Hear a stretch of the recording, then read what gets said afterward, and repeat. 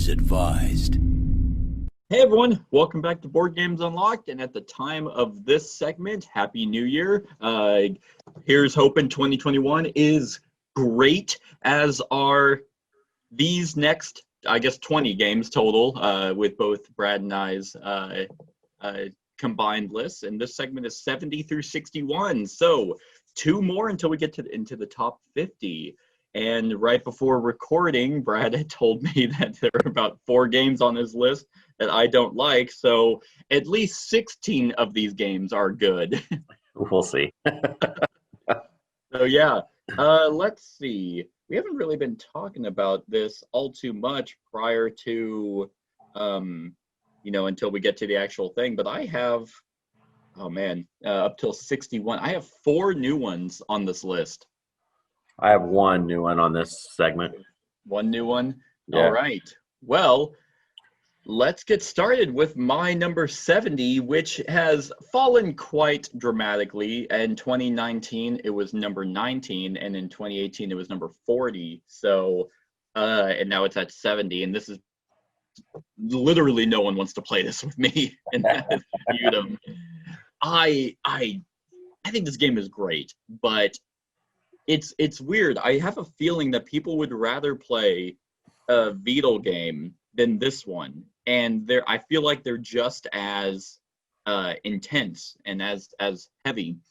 But what I believe is that this artwork and the theme makes it seem like this is going to be a lighter game, and when you're learning it, it is not light in any way. So if you're not familiar with Feudum, you are trying to amass the most points, and you can get those through. You basically are doing area control for the different guilds, in a sense. Basically, there are 6 guilds, and each of them have a push and pull mechanism. And what I mean by that is that when you're pushing, you are moving resources from one faction to the other, and then if you're pulling, you are taking resources from one faction into that one. And then, so depending on how much, if you have like a guild or a cube that has a certain guild's icon, if you have the most, then you are the majority leader of that guild, and that lets you do the push mechanic, and you'll also get more points doing it that way.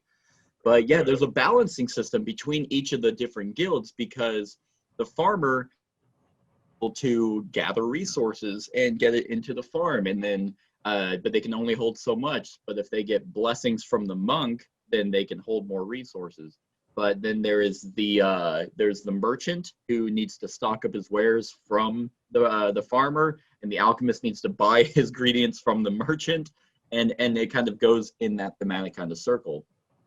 Basically, what you do is you have a hand of cards, and you decide how many of them you want to do. You have a certain number of what you can play, and those are the actions that you're going to get to do. In each card you have, I think there's 11 of them, can do 2 things. But you can only do the second thing if you happen to have that particular worker out on the map. I really like this one. I think everything that it does has a sense of, it does have a whimsical theme to it, but that is literally just the top layer of the game. And then, yeah, there's like 4 other expansions for it. One of them is a purely solo expansion, but I don't like that. Usually when solo variants are introduced, if a game has like an upkeep, and I don't know if you feel the same way, Brad, because you tend to do more solo games than I do, but if players have an upkeep, like, every worker you have to feed them, or you have to resource manage, if the solo variant does all that for free, like they don't have to do an upkeep, they don't have to do any of that, I don't enjoy that, because that's all stress on the player, whereas you're playing against a component or an opponent who can just do, I'll just do everything for free. I'm God. And like, it's not that fun of a solo variant for me. Yeah, I'd agree. Awesome. So Feudum is a game probably that's going to be around that kind of TI mentality, where I might get this to the table once a year, unless I can happen to find a group that wants to play this all the time. But yeah, I really like it. So it's my number 70, Feudum. All right. My number 70 is a game that I know you like, so this will be one of the ones you like on there. Yeah. Brook City. This one was, let's see here, it was 86 last year. Okay. Oh, it's gone up. Neat. Yeah, and it's just because, I've gotten more into the MDS system games, gotten into playing more with Street Masters and this and stuff. This one's kind of cool because it kind of puts you into that whole like the Hollywood blockbuster cop movie or is that whatever. George Clooney? Is that supposed to be George Clooney in the brown suit? I don't know. I'm not sure. The only one that I can really pick up on is Mel Gibson in the middle, but the other one's middle, yeah. Sure. And they have Will Smith in this one. Yeah, not on the cover, but he's very obviously a character in this have game. The Beverly Hills Cop, Eddie Murphy and all that stuff. But anyway, you're pretty much whatever cop you choose has their own deck, and you're going to use that deck to, get around town quick and fight the criminals and do all this different stuff. And there's different scenarios that come through. It's just kind of like it's all of those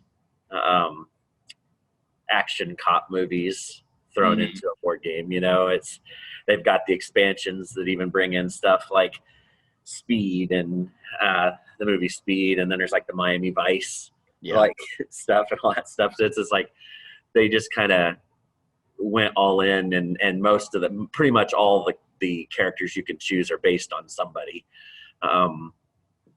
whether they're super mainstream or not. But it's one of those things that with that MDS system that Street Masters kind of started, you don't see a whole lot of games in this theme.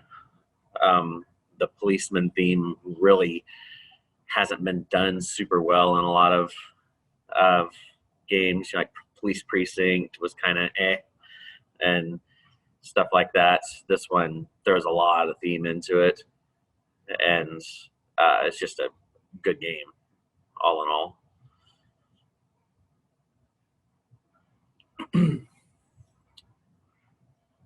I think he froze a second.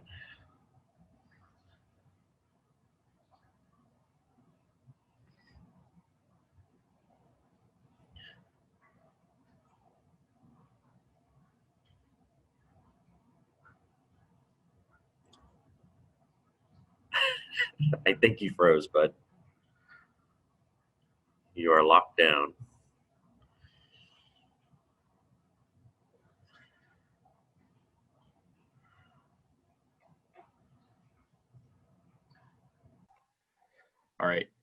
All right. So the joys of internet and recording over the internet, because there's a slight hiccup. My internet went out. So neat. But I think the last thing that I was commenting, because you mentioned that the police theme hasn't really been done. Yes. And I mentioned something about like Tom Vassell always brought up that Police Precinct game. And I mean, I never played that, and I never really had an interest in police theme. But yeah, Brook City is one that makes it fun because it's almost campy a little bit. Mm-hmm. That 80s vibe in all those movies. So even has Guy Fieri in it. It does have Guy Fieri and other people. I only recognize Guy Fieri. One of the funniest things about this game that really like hone in on the theme is whenever we did this for the channel, my friend Devin and I, we were trying to meet up. We both had to meet up at one location to continue the like the crime or the DNA, because they have like those mysteries that are going on. And because you can ditch your car and like it can like blow up somewhere. But he ditched it somewhere, and like he needed to get back, and running was going to take too long. So you can do an action to like hijack a car, and you just draw the top card of the deck, and he ended up getting the moped. So I just imagine him like, police. on this massive murder spree crime that we're trying to solve. So that's just something I would imagine in like like that cop movie with Gary Busey, that him rolling up on a moped. Yeah. Brook City, that's a good choice. Yes. All right, my next one, and let's hope for better internet connections. Oh, I was moving my mouse and I saw you moving yours. Oh, yeah? I'm like, what is happening? All right, my number, that's not the right one. My number 69 is new to the list and a fantastic co-op game. So that is Atlantis Rising. So Atlantis Rising is a phenomenal cooperative game that is slated to also have an expansion coming out this year, which I am extremely excited for. But this is actually obviously the second edition, as you can see, with beautiful artwork. Vincent Dutrait art, man, I really, really like it. But this one is you are trying to basically save Atlantis, the citizens of Atlantis, as it is sinking, because the theming is that the people of Atlantis are now focusing more on technology and not on the gods. So the gods are destroying them, which is ironic because it's like, oh, you don't worship us anymore, so we're going to kill you. It's like, well, we're not going to worship you now. like what the fuck? And so you're going to different locations on the map, and the map has like, I don't really know, columns, like 6 different columns that the further out, the better the action is, but it's more prone to sink. And so those columns eventually will get flooded, but you're going to those locations to get resources to build technologies, which could be new worker placement spots for you or just new one-time abilities. And you're building enough of those to then finally complete that portal that is shown in the middle, which will then get your people out to safety, and that's how you win the game. This is a aggressively difficult game, like making the hard decisions, the constant tiles that are flooding. Luckily, you can go after like library cards that will let you, unflood tiles or prevent flooding. Everyone has special abilities that are really powerful in some way. They just did a great job. This is a really good cooperative game, and I'm very excited to see what the expansion brings, because I would say that if a new expansion isn't coming out, this one probably would slowly start falling further back, just because it's a game that doesn't hold enough variety to keep playing it all the time, but every once in a while it would still hold up really well, but the expansion will breathe a little bit new life into that. So yeah, as of right now, it is sitting at 69, Atlantis Rising. All right. My 69 is, I think, the first one that you don't care for. And it is Stone Wonder's Duel. This one is, it is strictly a 2-player game. And it also is, let's see, it was 24 2 years ago, and it was 65 last year. So it only fell 4 spots. And I think the reason it's going to keep falling. Fall right off that list. Well, and I think the only reason it fell down, it only fell 4 spots. Yep.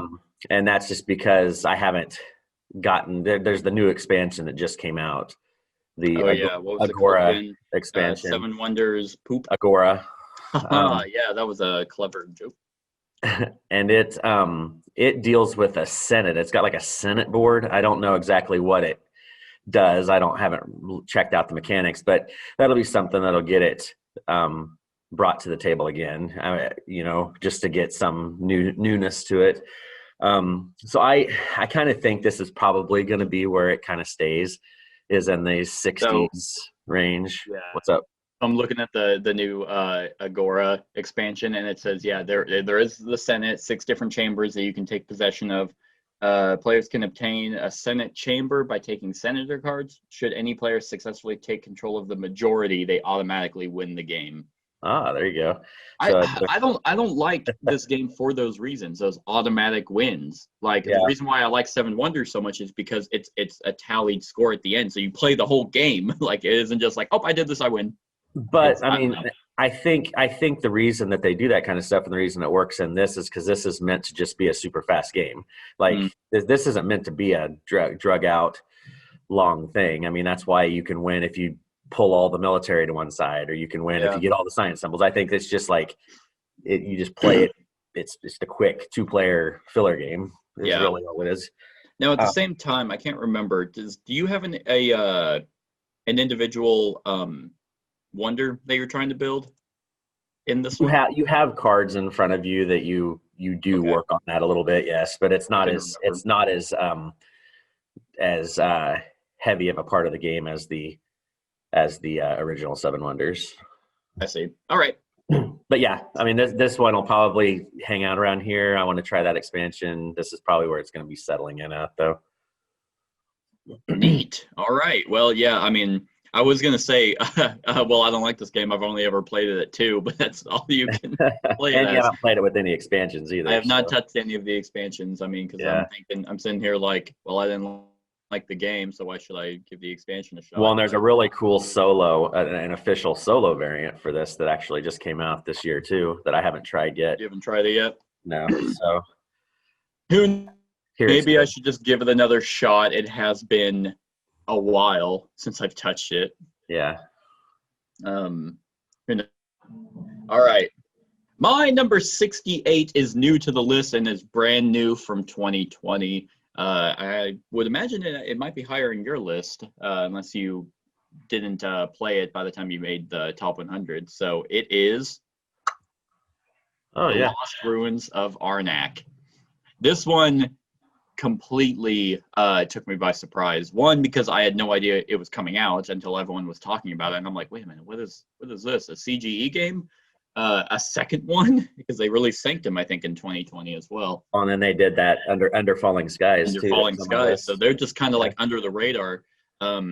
But man, is this game just really, really good. Incorporates worker placement with deck building. I mean, it doesn't really do any of those. Like, it's not innovative in either of those, but they're solid. And I'll take solid mechanisms over innovation almost any day, just because innovation could be like, wow, this is different. It still sucks, but it's different. Like, this one's just great. So you have your two workers that can go to different spots, but you have your hand of cards. So it's also hand management, like multi-use cards that you can use. You have the cards have a symbol of different ways of movement that match the location that you're going to. So you have to spend cards to be able to go to those places, action that you're there. Spend cards to, a lot of them are free actions that let you gain, icons that you need to spend to explore, like different ruins, to fight guardians, to move up on the technology track.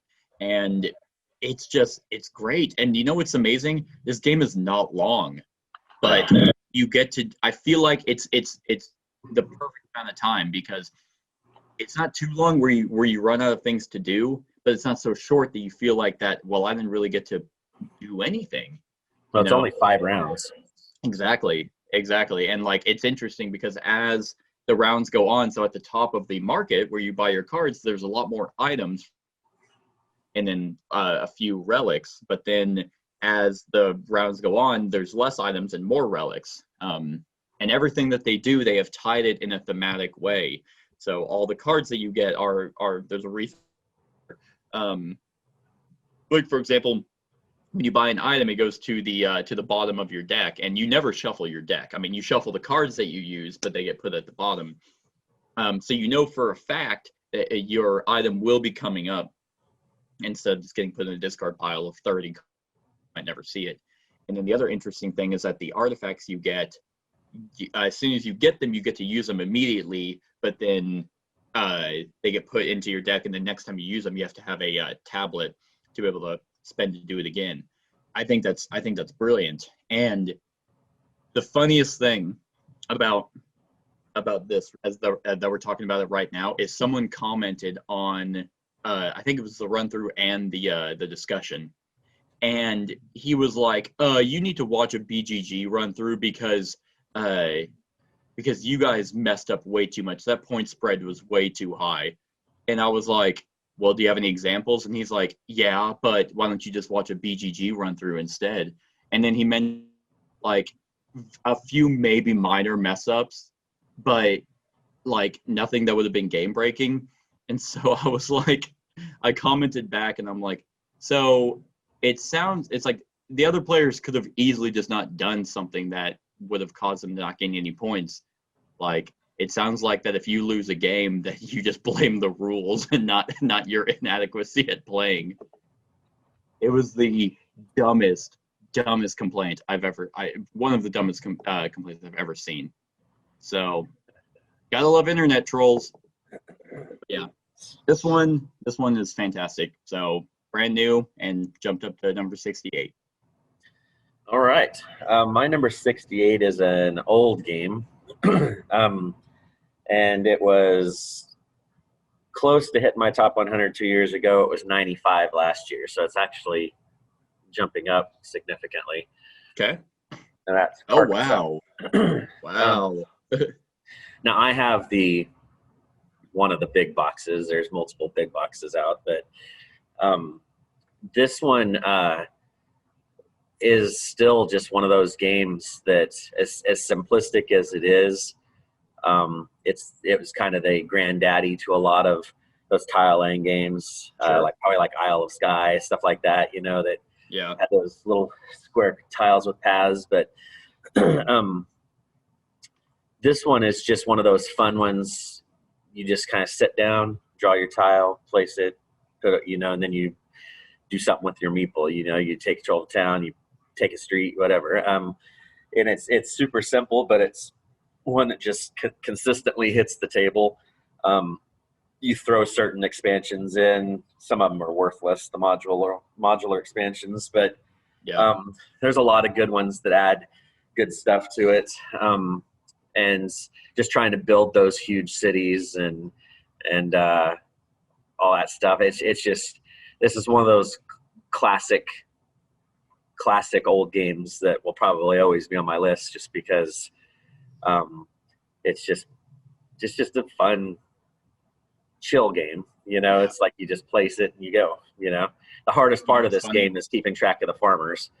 The farmer scoring, but other than that, that's really about it. I mean, what's funny is I have never actually played this game physically. I've only played it on the app like once. And it's fun. And I mean, I've had coworkers who they're not into this hobby at all, but they and then they own the big box that have all the expansions. So I mean, it's one of those staples for a lot of people. This one and Settlers of Catan, I think, are the two that kind of have introduced people into this more than I would probably say anything else. Yeah, and I can't even remember when this came out. It's been quite a while, because it's a pretty old game. I'd say 2000. Oh, really? I would have guessed a little older than that even. I was thinking it was like early 2000s, but the 90s just sounds a little weird.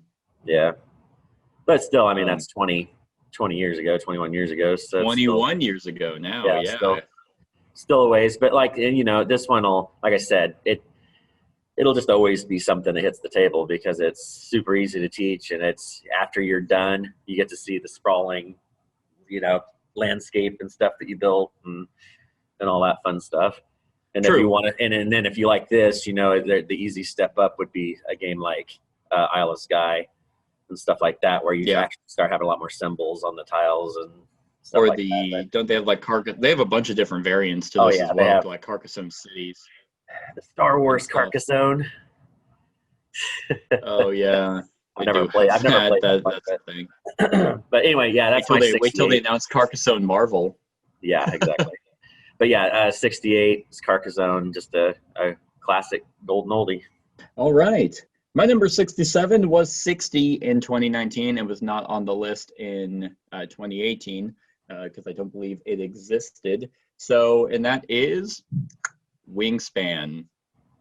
Still haven't played it. I think you would like it quite a bit, actually.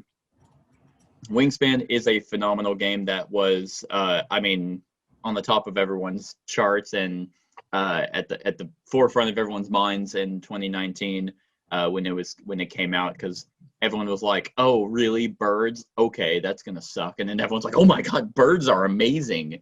And I mean, with Stonemaier backing this, the production was lavish and beautiful. The artwork for all the birds is amazing. The fun fact of each bird on it is great. You can tell that Elizabeth Hargrave definitely had a passion when making this game. And at the crux of it, it is a programming game. Like, and you are spending resources, like you're drafting birds. You are spending resources to play birds and three different columns or three different rows of your little tableau area. And whenever you do actions, you just kind of go down one of the rows, and it's like if a bird has an ability, it goes off, and they have different ones that let you get more resources, or to place eggs, or to tuck birds underneath, like or cards underneath the bird, and they all have a weird, loosely, like what the bird does kind of ties into what it is. Like if it collects like resource, like for example an owl card, like they want mice like Right. icons, so it kind of makes sense. And there's two ways that you can actually play this game. There's one where there's a little bit more like you're competing for end game victory points. You're competing for different end game goals, like, oh, whoever has the most eggs on bird cards, you get 5 points. Or but then there's also the not as cutthroat one where it's just like, whoever has the most birds in their water section, not whoever has the most, you get points for how many you have. Right. So you can be friendly or not so friendly when it comes to point scoring in this game.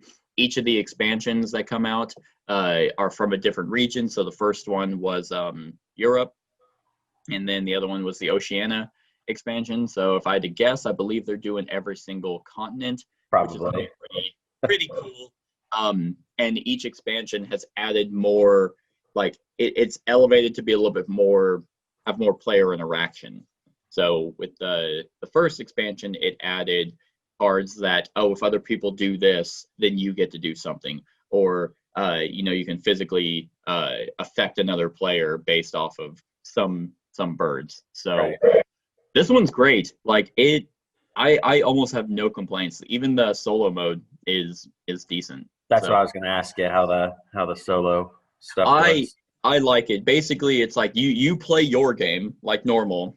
Right. And then the Automa will have different actions, and he's basically just kind of collecting a pile of eggs or collecting a stack of bird cards, and he has his own. Everyone has like secret objectives that will, on the bottom of them, will tell you the percentage. Oh, by the way, you need for each bird with a wingspan of 65 meters or bigger, and if you have 3 of those, you get 5 points. But if you have 6 of those, you get 8. Well, I'm making that one up. That is a real objective, but I don't remember the point value.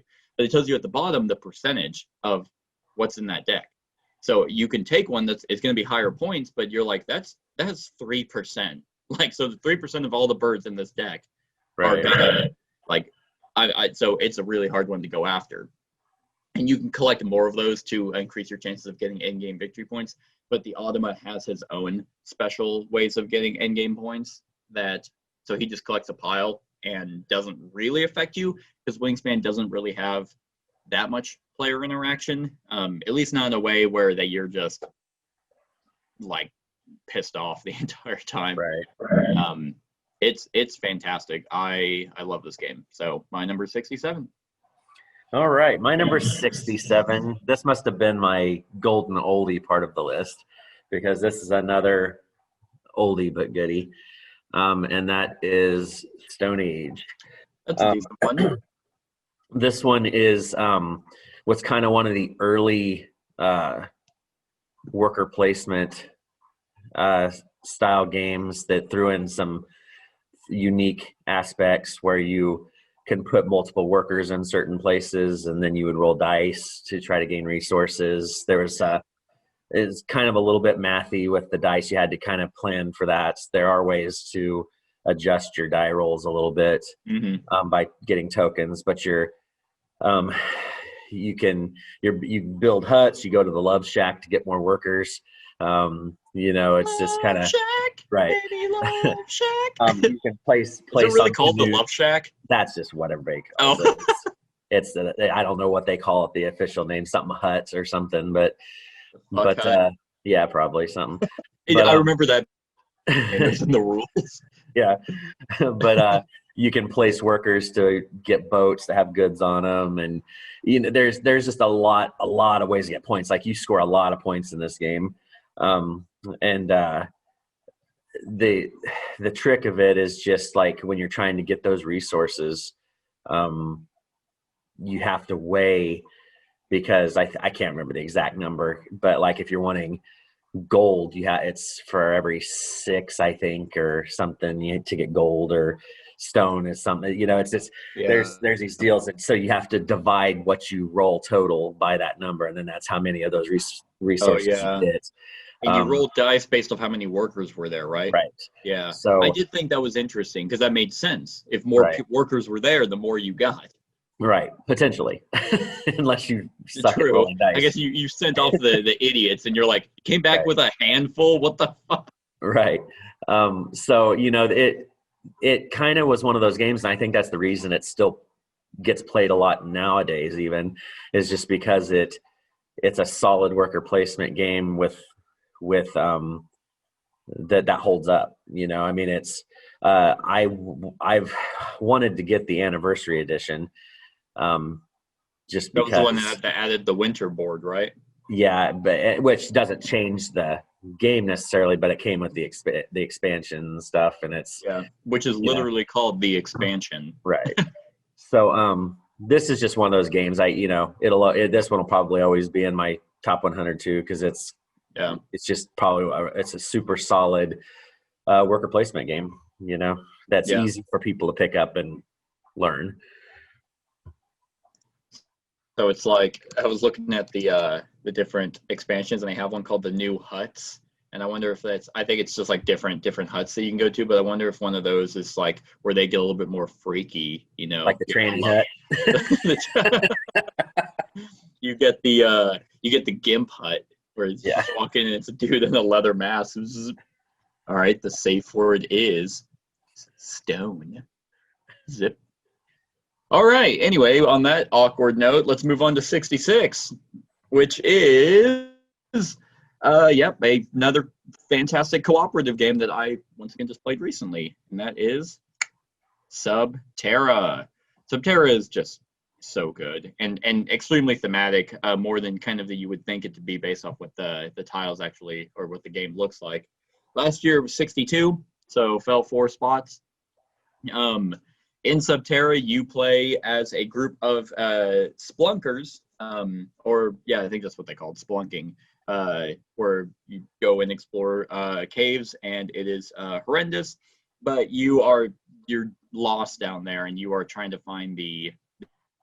And so on your turn, there's a stack of tiles that you are revealing that can be anything from gas pustules to lakes, to tight squeezes, to slides, to crevices, and things like that you have to overcome. And each person has a special ability that helps them do one of those things a little bit better. Like a diver lets them swim through the lake tiles, a medic who can heal people when they get knocked down, a guardian who can take damage, and things like that. It's a fantastic, relatively quick. Like, it's going to be different every time, the way the tiles are coming out and the way you're exploring. You have a deck of event cards that at the end of your turn you draw one, and then that's going to dictate, all the water tiles, they flood, so if you're there you take 2 damage, but now it takes 2 of your actions to get through it. They have tiles that have numbers on them that if they cave in, like, you can draw a cave in card and you have to roll a die, and every tile that has that number gets a cave in, which if you're in that, you take a bunch of damage, but now you have to actually spend actions to get through it. So there's monsters, I think they're called creepers, lurkers or something like that. That they can hunt you as but if you can run away from them and they'll eventually fall off the map. But what makes this game, I think, stand out a little bit above the rest is that once that deck runs out, it's not game over. You then start like light went out. So now every turn, at the end of everyone's turn, they have to roll a die. And I think that you get a 4, 5, or 6, you're fine. 1, 2, or 3, you're out. Like the monsters grab you, and it's just extremely intense by that point, because usually by that time you're very close to the end of the tile, because I think the exit tile gets shuffled within like the bottom 6, so you never know where it's going to fall, but you're just kind of running through this cave just trying to find the exit, and then rolling at the end of every turn, and just it can suck because you can run and one of the tiles could be like a squeeze tile, and so you have to stop and then roll, and it's intense, extremely thematic, great cooperative game where everyone is useful, and I love it. So that's my number 66 sub. I'd like to try this one in the physical form. I've played it once, but it was on Tabletopia. So I'd like to try it just like the physical version some point. I will add this to the list. I know Z likes it too. Yeah. Z Garcia, he always. And what's funny is I have a distinct feeling that he first said he didn't like it. Oh really? I think so. Maybe it was a different game, but I think he came around quite a bit to this. So, and then the second one that is going to play a little bit different. Right. But, so once I officially play the final game of that, I'll be able to kind of compare the two. But this one has a really cool, creepy theme. I'm curious to see how the second one stands out with its final production versus just the prototype that I tried. Right. All right. So my number 66 is one of the other ones you don't like. 2 years ago it was 86. Last year it went down to 122 and fell off the list. Now it's back up. Gross. To 66. And that is Ew, really? Fallout board game, yes. Fuck you. This game is shit, man. Like, I'll play Seven Wonders Duel before I even, like, walk near this game. This game got, and I know you don't like this, but it pushed it up on my list. The 2 expansions that have came out for this, especially the last one, has turned it into a great solo experience. Because that last one, all it was a upgrade deck system that added a bunch more cards and turned the solo play into an awesome experience then, because it gave so much more variety and so much more stuff. Because that was my biggest complaint with the base game, is it was fun, but you kept hitting the same stupid deal. You went through that deck super fast, and then you were hitting the same events and crap as you went through. So when you get the New California expansion, and then you get the Atomic Bonds upgrade deck and stuff, that adds so much more to it. You are not hitting multiple things. Like it's truly feels like Fallout at that point. Because you are truly exploring and doing different stuff. And then of course I went and I bought I bought 2 big packs of those Nuka-Cola bottle caps, the actual metal caps to replace the tokens in the game and stuff too. But yeah, this is one of those instances that the base game itself, wouldn't be on this list, but when you put all the other content in with it, it definitely jumps back up there. And I hate this game. Oh, I know you do. This is one of the lowest rated games I've given in a long time. I'll only play it solo though. Like I won't play it multiple. This is and that is a fair point to make. I will say I've never played it solo. I played it with multiple people, and I was like, this is the dumbest experience I've ever had. Like, it's like, hey, I start this quest, I talk to this farmer, and a quest shows up, so that's mine, right? Nope, someone just comes across the map and finishes it, and I'm like, what? That doesn't make any sense. Well, so Fallout's a solo game anyway. I mean, so that's why I play it solo, and it plays really, really good solo.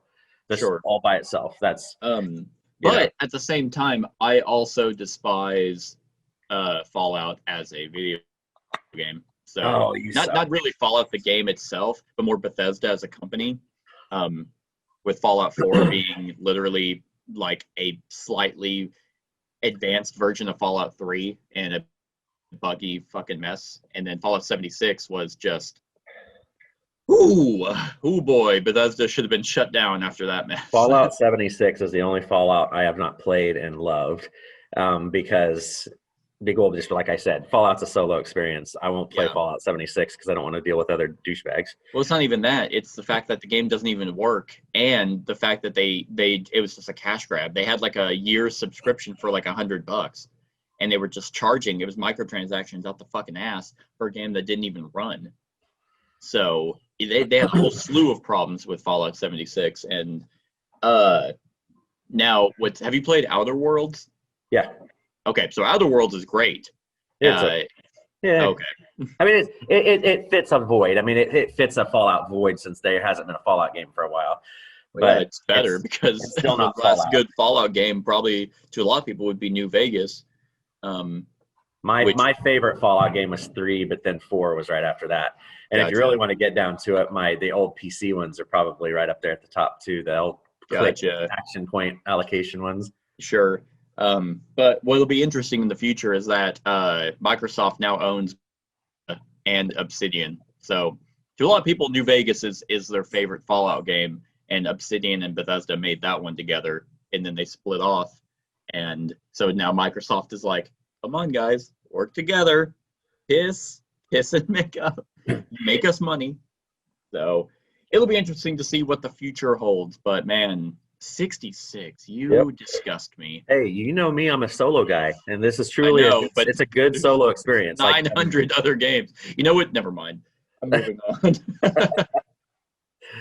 My number 65 was 28 in 2019 and 37 in 2018. So it has fallen quite a bit, but that's just because better games, and I haven't played it as much lately, and that is Orleans. So Orleans is a fantastic game, one of the few bag builders that I guess technically Quacks of Quedlinburg is also a bag builder, but that just missed my list at 102. It was the honorable mention until I added another game. But yeah, Orleans is a fantastic bag builder game where you are,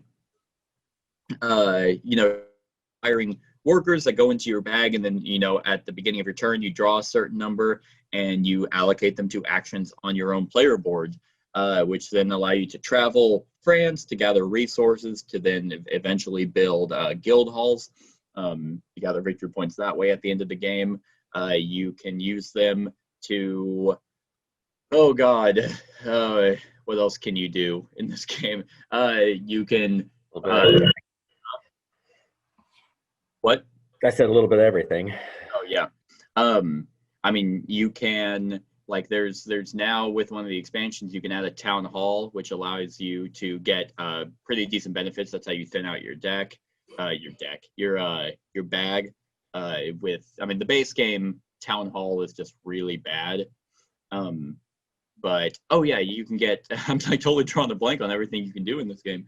You can get technologies which allow you to get resources or do special actions. You can you can try and get civilian tokens, which are essentially a multiplier of victory points for different things, like guild halls. If how many guild halls you have times the number of civilians you have is the number of points you get. And I mean, it's a very solid game, but yeah, once again, this is just kind of one of those that, I mean, while it's amazing, I never really want to bring it out all the time for whatever reason. I feel like also it's kind of, for me, it's kind of getting to a point where it's like, yeah, everyone's going to try and go for those civilian tokens, and moving up on the technology track at the bottom, that almost seems like a surefire way to win. And that, in my experience, that is a little bit bothersome, just because it's like, well, why don't you just always just go for that? Go for the merchants to let you move up on that track, because I mean, everything else. I mean, yeah, it's gonna be random depending on the number of resources out because each of them are worth a certain number of points. Like the silk is worth the most. So it's like if there's a lot of them out on the boards, then yeah, you want to travel a lot more. But if there's not, there's a technology that lets you spend workers to just grab them and then hoard the silk. So, while the expansions that are out, like one that's a cooperative variant, which is actually pretty good, and then the other one just makes it to where you can either have the really good town hall board or another one that's extremely cutthroat that I will never play. Actually, I burned it. Yeah. I remember I was like, I'm never gonna play this, and I threw it in a fire one day, because I can do that. I know why this fell.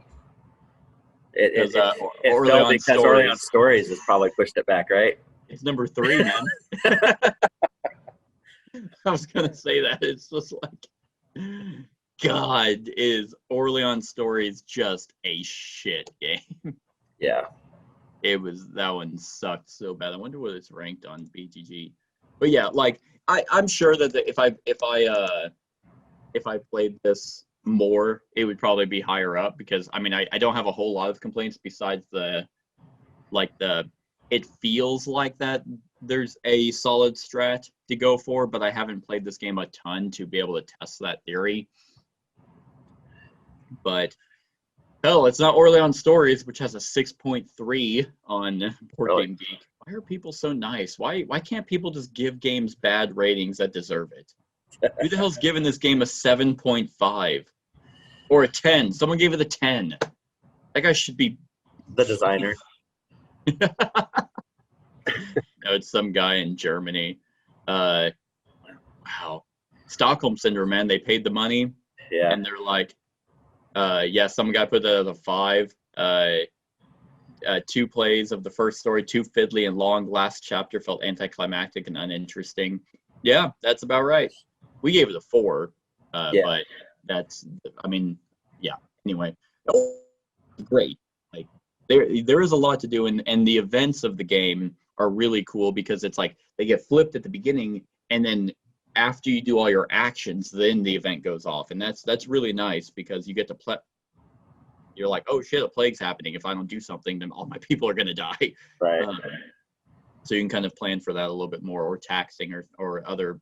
I mean, with the expansions, there's a bunch of different events, but I like that a lot more than the. Oh, okay, here's the event. It's happening right now. Nothing you can do to prep for that. Right. So this is definitely probably TMG's best game. So. Probably, yeah. So yeah, that's my number 65, Orleans. Yes, it's a solid game. All right, my number 65. I know you enjoy. It will probably go up higher once I play all the new expansions that just came out from the Kickstarter. Oh, okay, awesome. That's Chronicles of Crime. Good this one. one was not on my list 2 years ago. It was 48 last year, 65 this year. I cannot tell you why it fell. I mean, doing the pub meeple thing, it just did, I think. Yeah. And this list was made before I played the 1400. Oh, okay. Too. So this will probably either stay. It won't fall any further than this. It'll probably stay around here or go up, just depending on how things go. Once they get those other 2 modules on their app and stuff, then see how it goes. But yeah, this one is a blast of a crime game. Like, and I haven't played a lot of these types of games. Like I haven't played Detective yet. I haven't played the City of Angels, Detective City of Angels, any of that stuff. So this is really one of the only ones I've played. And being able to use the app to bring in the first person view of the crime scene as you're looking around with your phone or whatever and stuff is just a genius. And then being able to put all those QR codes on stuff to be able to link things that people you've asked questions to, you link, and it's whoever came up, which obviously it's probably that David Cicerel or whatever, but I would like to have known how he came up with the idea. It's like, I think I'm gonna make a crime game. I'm going to make it where you can VR your phone in, and then you're Right. going to have all these QR codes on everything and be able to somehow link these things, seamlessly link them. Mm-hmm. And it's just nuts. And then they've got that same thing, kind of like what Fantasy Flight does with Mansions of Madness and stuff, is they could just put out crap like on their app and charge for it, you know, and it's, and I think there's even, I haven't downloaded any, but I think there's a fan-made community as well. I think so too. I'm actually pulling up the app right now. Yeah, so it's just like this game, the innovation factor is through the roof. Just being able to. So they have, like they have the extra scenarios. So like it can happen, secret report, Dev Kitchen, Caller in Red, Vampire in the Fog, Alice in Londonland. So those are all ones that are, I think they're just DLC.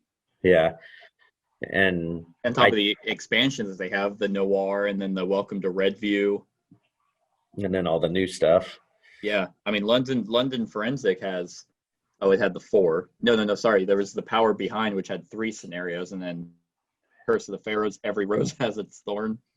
And then 1400 has 4. So plus the tutorial. So it's just nuts. Like this is probably the first Lucky Duck game that I played, I believe. And this one made me want to try their other stuff just because they were willing to take a chance, you know, on some stuff. And I know there's those purists out there that's like, I don't want cell phones in my game and all this stuff, you know, but they can go play their shitty cell phone-less games. But no, this is just a great one, you know, and I don't see this one going anywhere anytime soon either, because, you know, the whole crime genre is still going strong, and they can bring all kinds of crazy themes into this, just like with that new Kickstarter. It's a combined family. I think it's dealing with that one family that goes through, and it's like from 1400 to 1900 to 2100, and it's just, I mean, I'm curious to see how that all just goes together, and stuff. But this is just a classic game. More content for these games is always great for me. This is a genre. I mean, I mentioned Sherlock Holmes, Consulting Detective, all of these Chronicles, Detective Modern Crime, Detective City of Angels, all of them I love. Even the scenarios that aren't like amazing, the experience is just so much fun. Right.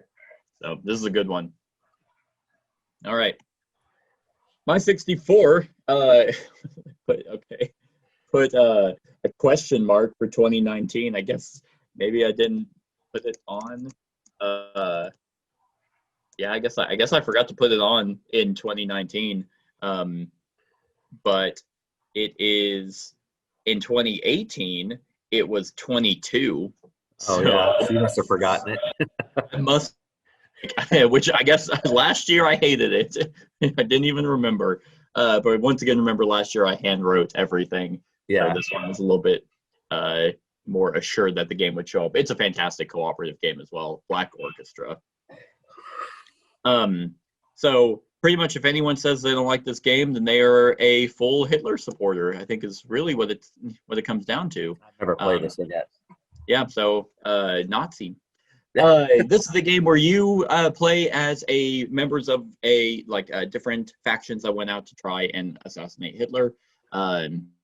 You are around the map trying to gather different, they're not resources, but components, basically assassination attempts. Like, for example, if you have a attempt that requires it's a briefcase bomb or something, you are trying to go around and get the items for that, which then allows you to, once you go into a spot where Hitler and some of his people are, you can play that and then roll a certain number of dice. And Hitler has like a awareness track that will slowly go up as more attempts on his life are made.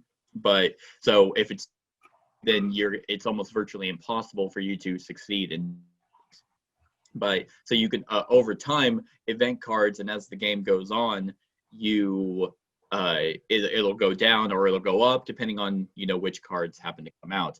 And there's different eras. It's not really eras, but like throughout his there's like different decks of cards, like almost like a threat level as it goes up.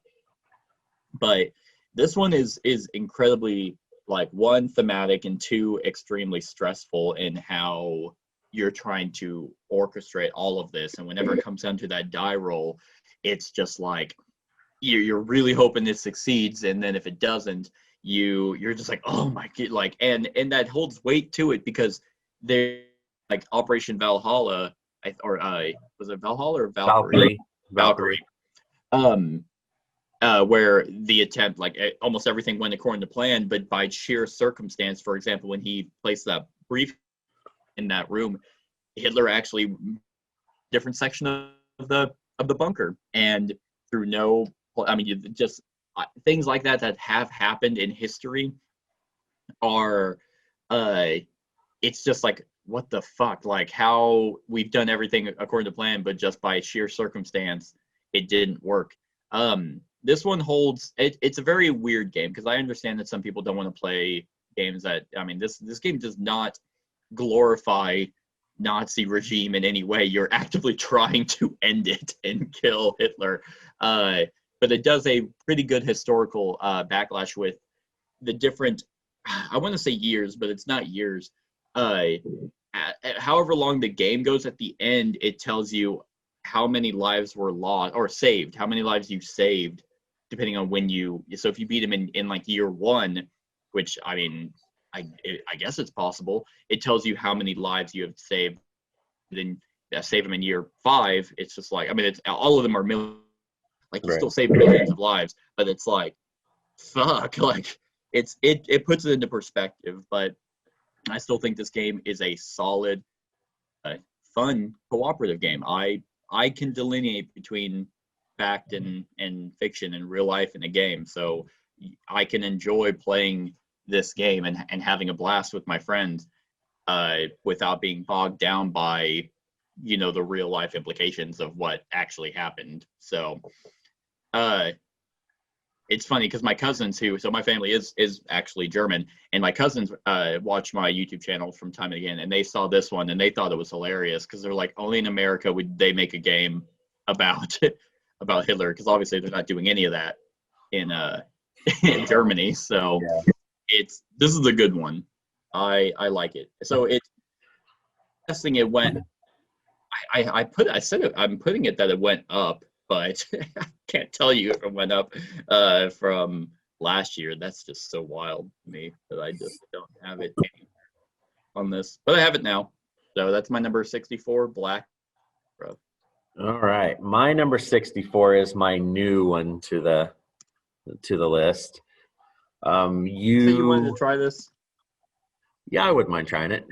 Cool. All right. And so this one is new to the list. You've played it. You don't care for it, even though you love the theme.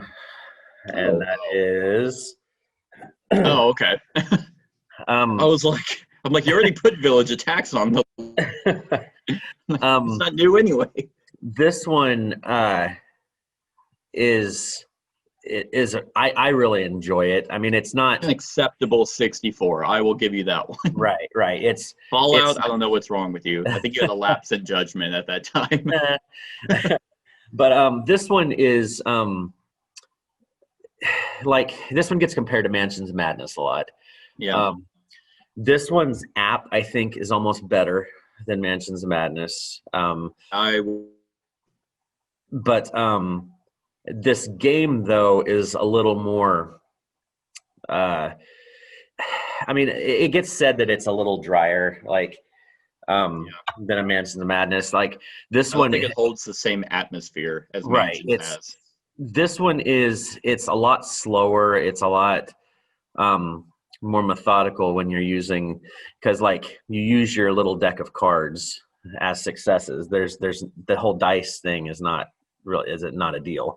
You know, you're Yeah. looking for successes on cards as you flip through, Mhm. and try to find successes and stuff. And you're playing through, I think the core box has like 13, it's a 13 scenario campaign, I believe. I have all the two little box expansions, and then I got the shadowed path or whatever expansion that brings in Moria and, you know, all that stuff, the Balrog and Gandalf and stuff. So that's, Yeah. I haven't gotten to play much of that yet, but but this one,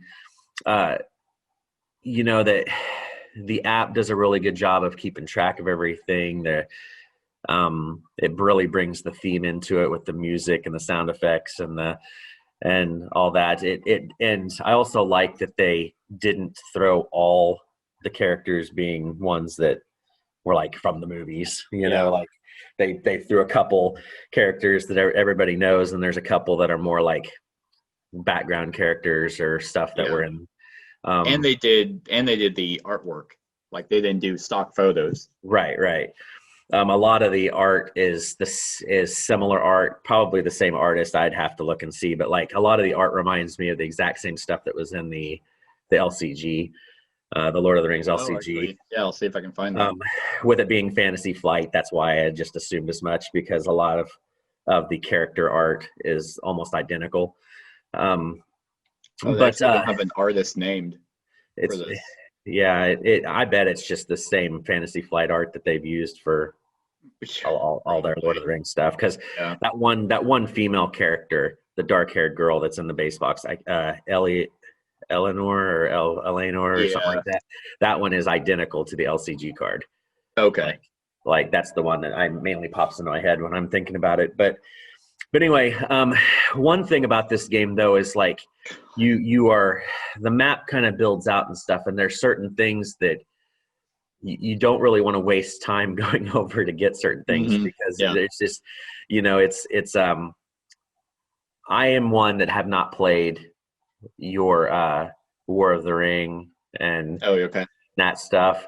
To me, this fits my Lord of the Rings in a box, but I know that I would think I think I would like War of the Ring and stuff better, as far as the story of it. What brings this into my list, and the reason that I own this and not the others, is because I play this solo, and that's the main reason it's on here. Sure. So I hope they keep supporting it. The expansions are expensive as shit. Like the big expansion was like $80. But you know, those little expansions that they spit out, there's the little tiny ones that were like $15 expansions, you know, those add stuff too, you know, and so this may stay here. It may, I mean, there's just a lot of ifs on this one, but for right now, it's a solid 64. Yeah. So for the record, there were there were 61 artists in Lord of the Rings, the card game. Okay, so that's at least credited on Board Game Geek. But this one just kind of fell flat. It was really disappointing because I had high hopes with it being similar to Mansions of Madness and Lord of the Rings. You would think that it would be like, oh man, that's like right up my alley. But it was dry. It felt slow. Going through the campaign, I was like, man, I don't really feel like we're getting anywhere. I mean, it had decent mechanisms. Yeah, the app was amazing. It did everything really well as you progressed. But I don't know. It did not work, and I definitely wasn't going to pay $100 for an expansion. So. Yeah, I think it's one of those things, because you're such a huge fan of War of the Ring and that whole stuff. I think, like I said, if I would have played War of the Ring, then this may not be as much of a deal. Like right now, this is my Lord of the Rings adventure game that I play, you know. So it's just one of those things, you know. It could fall, it could rise. Right. It just depends. Okay. All right. My number 63 was 23 in 2019 and technically 27 in 2018. And you'll see why I say technically, because I don't think it came out in 2018. Gotcha. And that is Twilight Imperium, and this is specifically, obviously, 4th edition. That we have to clarify for whatever. Let me look up real quick. Twilight Imperium.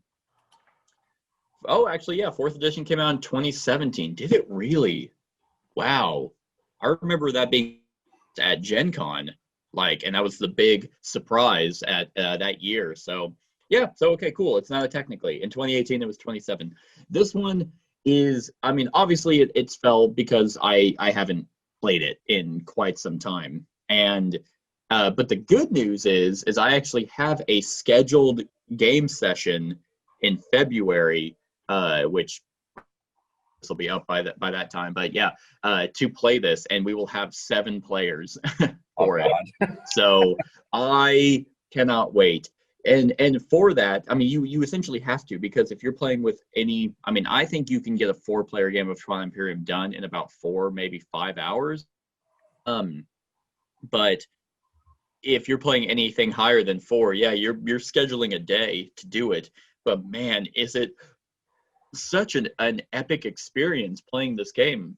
And whenever I played it, I was just blown away. There's so much going on with a truly 4X game, exploring planets and building a tech tree, having your own unique race that has special powers and special ships, building an army to go to battle, politics that if you control Mechatol Rex, then you can trigger political events, and everyone gets to vote on laws or laws that get to affect how the game plays, and it's truly thematic, because if there's a law that's coming out, you as players might benefit you but not someone else, and so they're voting against it and you're voting for it, but you happen to control more planets, so you have higher voting power. But you can ally with others and be like, hey, by the way, if you help me vote against this, then I'll help you in some other way. It is, I mean, if I was going off of experience alone, this would always be in the top 10. But at the same time, there's a lot of other games that come into consideration when we rank these. Right. So most likely, if I had to guess, next year when we do our top 100 of 2021, this will be higher because I will have played it. Yeah. And third edition will, I mean, from 3rd edition to 4th, it's just cleaner, it's smoother. The tech tree in 3rd edition was insane, because you had to look at the back of the manual and be like, okay, so I need these 2 specific technologies to be able to get this one, and it was so bogged down. In 4th edition, it's like, oh, what do I need to do to get this tech? Oh, I need 2 yellow. Okay, well, I'll just build any of these yellow ones that allow me to, that benefit me, so then I can just get this blue one. It's so much cleaner. And then now they have the expansion for it, which we will be getting for that game session, which adds, because they added a lot. The 3rd edition, I think, had 2 big box expansions that added a lot of variations to how to play. I think they added some of that in 4th edition, and then the new expansion allows you to it includes some of the other really cool things, making planets kind of have their own unique thing, where it's like, oh, we went on here and it happens to be an acidic planet, so it kills some of our ground troops. Right. I can't wait to play this game. But yeah, this is one. I mean, my group is usually consistently, I mean, at least 3, maybe 4. And Twilight Imperium just doesn't. It works pretty good at 4, I would say. But 3, it's not. It's eh. So yeah, as of right now, this year it is 63, but I can almost guarantee it will be higher. It probably might be up in the 20s again. Right. Just kind of if I play it, it's amazing. If I haven't touched it in a while, it's still amazing, but it has to fall down. So right. My 63 Twilight Imperium 4th edition. All right, my number 63 is probably one of Have you ever played this? No. You've never played Twilight? No. What a shame. It's always intimidating. All right, anyway. Yeah. My number 63 is probably one of your more hated games. I don't know, man. Fallout, you just talked about Fallout, and I forgot how much I didn't like it. You hate this one more than Fallout. Oh, wow. Okay. This one, I usually don't like negotiation games, but this one is so much more than a negotiation game. and it was 41 2 years ago. It was 81 last year, and it's up to 63, and it's mainly 63 because I played it at your house, and and I and was so lost. I get what game he's talking about. this one is still such a fun game. There's a new edition coming out. I don't know what they're changing. I don't care because this is the one. Hopefully they're changing the whole game. This is the one that I want anyway. So, but this show sucked. I like the show. I mean, I don't know. You also like Fallout the board game and Spartacus, a game of blood and treachery. This is one of those games that's hilarious just to play. Like, you can't take this game seriously. Like, you just need to sit down, play, have fun, roll dice. It comes down more times than not to that last battle in the Coliseum to see who's going to win. And their cards are funny, with some of the titles on them and stuff. And it's just like, and it's a complete, you can lie your ass off in this game. There's no rules as far as what you can lie about. Like, you can flat out be like, hey, if you give me 5 gold, I will go after or I'll do something to hurt your opponent or whatever. They give you 5 gold and then you just fuck them anyway and just take them out. It's like you can lie through your teeth in this. The trick is you don't want to do it too early, because one game I played, I did it like second turn and then I was fucked the entire rest of the game. So you have to be strategic when you screw people over. But this game, if you go into it completely just to have fun, not to take it seriously, where the outcome does not matter, then you're going to have fun, because it's just craziness, but you take games seriously though. This game is just I literally had Wiz War on my fucking. I know, but this one's like complete. You cannot even remotely take this game seriously, or you're just not gonna have fun. I mean, it's a complete beer and pretzels. Just throw dice. I mean, you're throwing handfuls of dice, and you just have to laugh at the outcomes, whether you win or lose. It's just kind of one of those nutty games. I don't know what the new version is doing. If it's, I know they're going to, it's not going to be from the TV show art.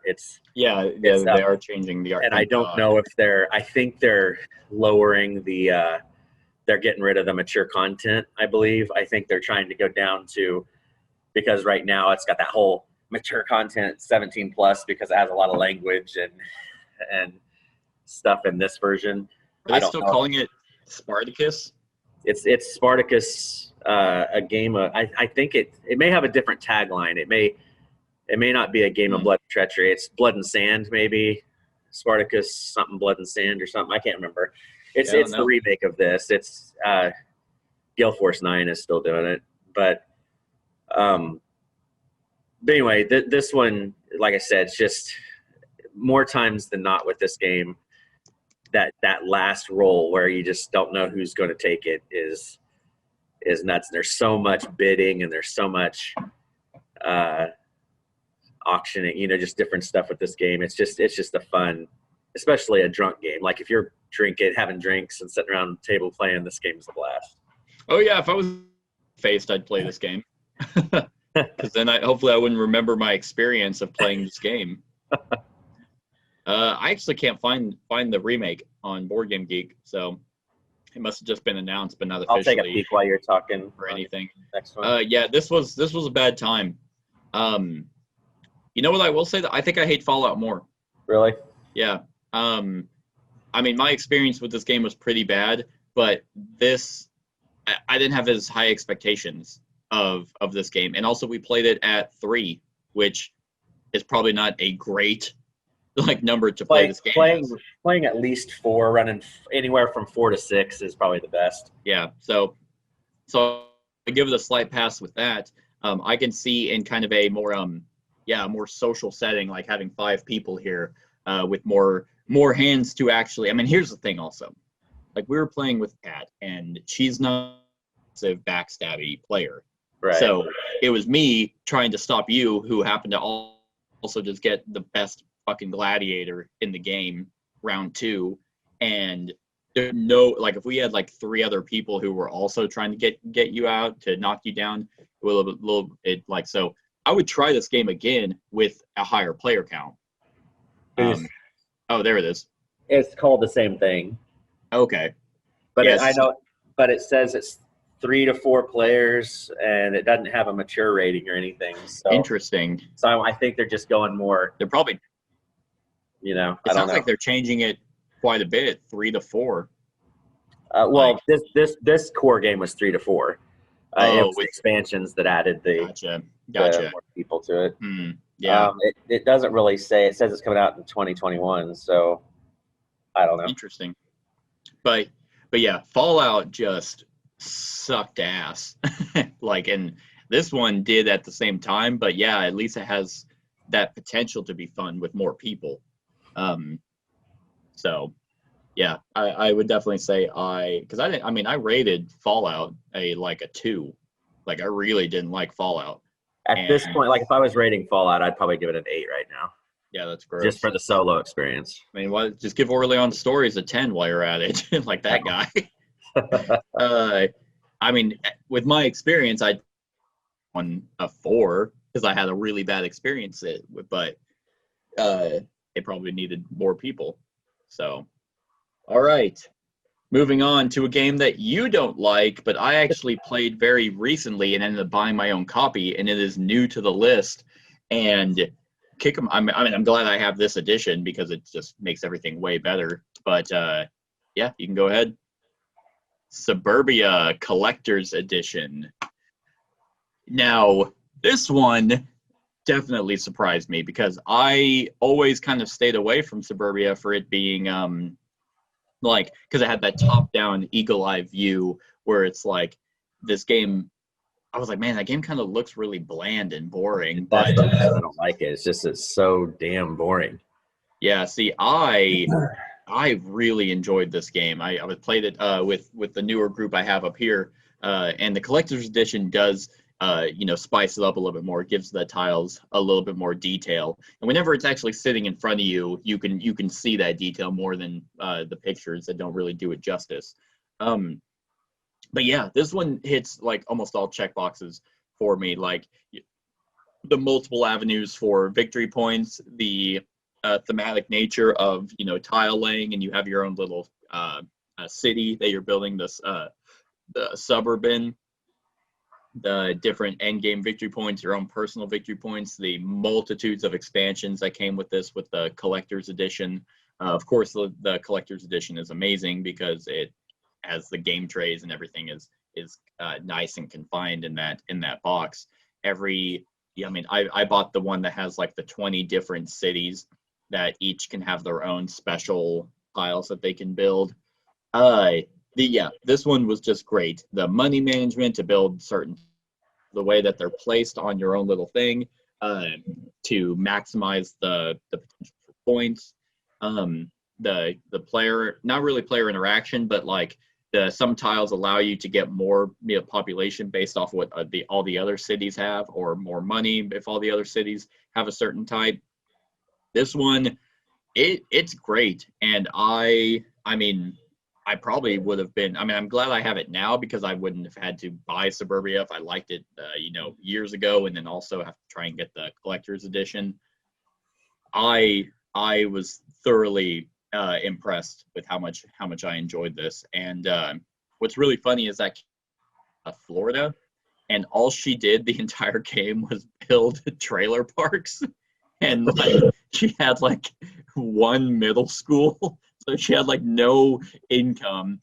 She had trailer parks and resorts, like were retirement homes is what they were, because Florida is just like a dumpster state, and so she didn't win at all. She had like no population because eventually people started leaving because they're like, this place sucks. But I really like this game, so played it this year, a couple months ago, and then I was like, yeah, this has to go on the top 100. Yeah, I'm not much of a city building game player. Gotcha. I prefer games like Dice City or Quadropolis over this, Yeah. just because they seem to be a little more theme. I mean, not theme. I guess I Yeah. should say theme, because this has a lot of theme to it with your placing and stuff. It's just Yeah. I don't know. This one makes me think too much, and I don't want to Yeah. think too much when I'm This one building a does have city. a little bit, yeah, a little bit of thinking to it because of how you lay out your city. And also sometimes you have to take into consideration what other people are playing. Right. Um, but it's pretty much right up that alley for me. And what's even more exciting is Bezier Games is they're making a Castles of Mad King Ludwig collector's edition. Yeah, I saw that. So I'm gonna get that because that's gonna add a shit ton more expansions for that one and give it new artwork so it doesn't look so bad. Yeah. So yeah, my number 62, Suburbia, the collector's edition. All right. My number 62 has fallen quite a bit. It was 22 2 years ago. It was 31 last year. So it's fallen 31 spots. Only because I still only own the base game, Sagrada. Oh, wow. Okay. I need to get those expansions just to add stuff, because the only thing I have is the base game right now. And, Yeah.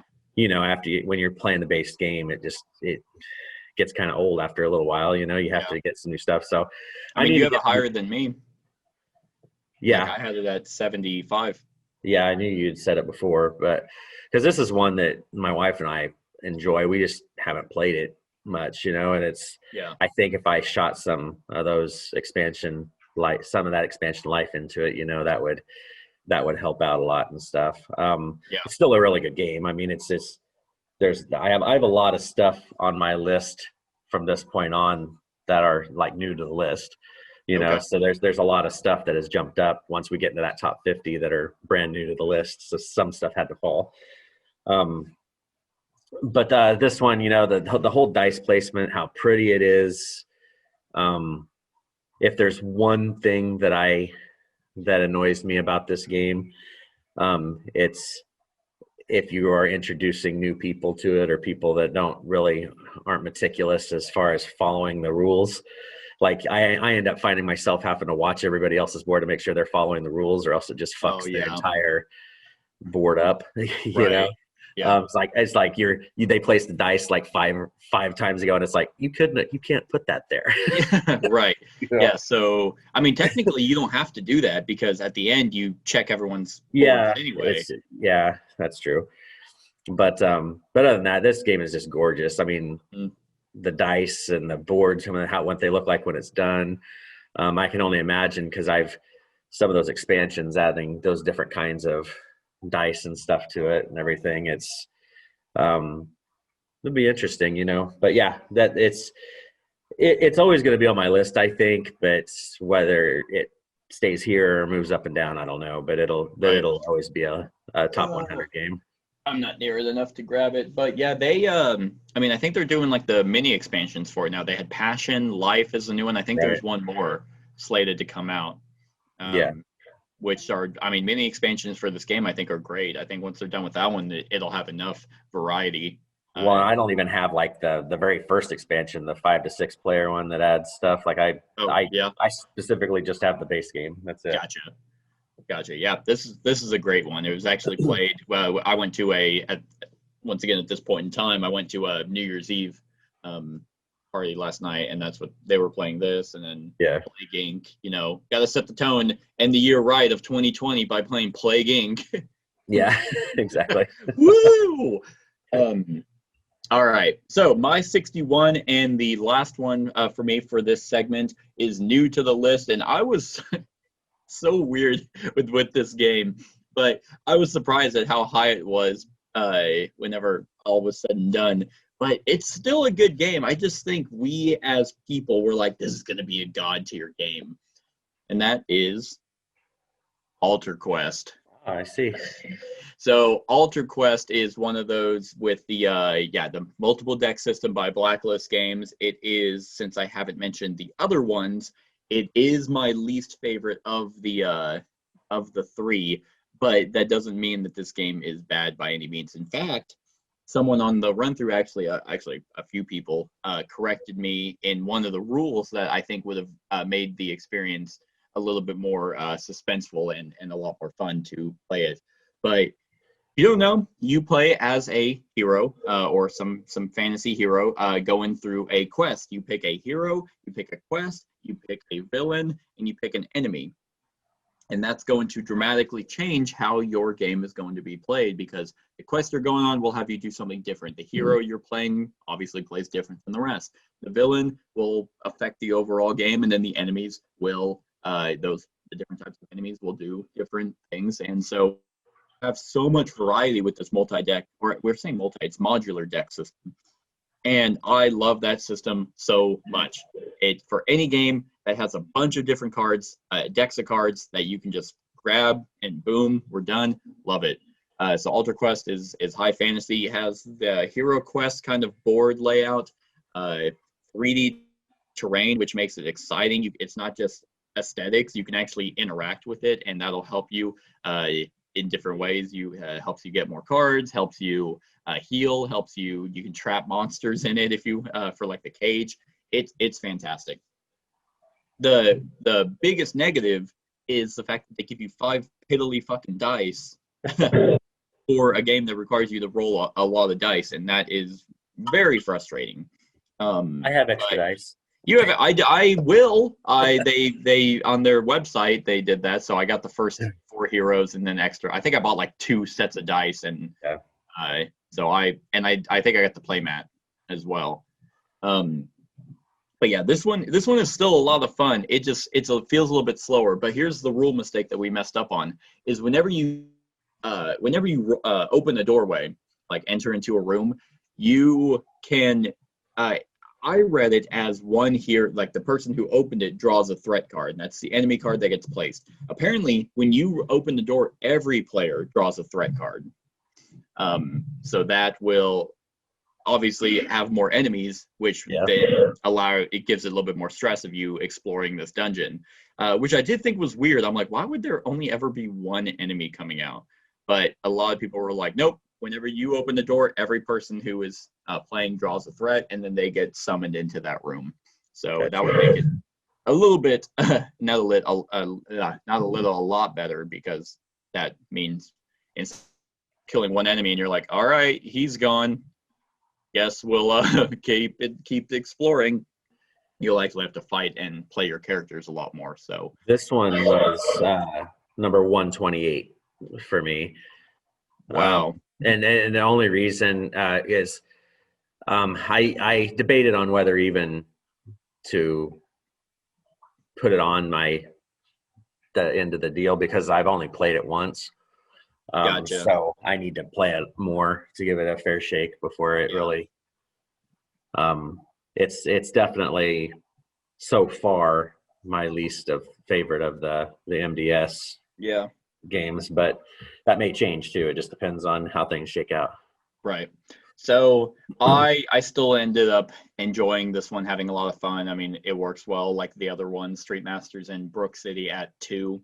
So I had fun with the recording, and with the rule mess up of the summoning, or just, I think that elevates this game a little bit higher. So that is my number 61, Altar Quest.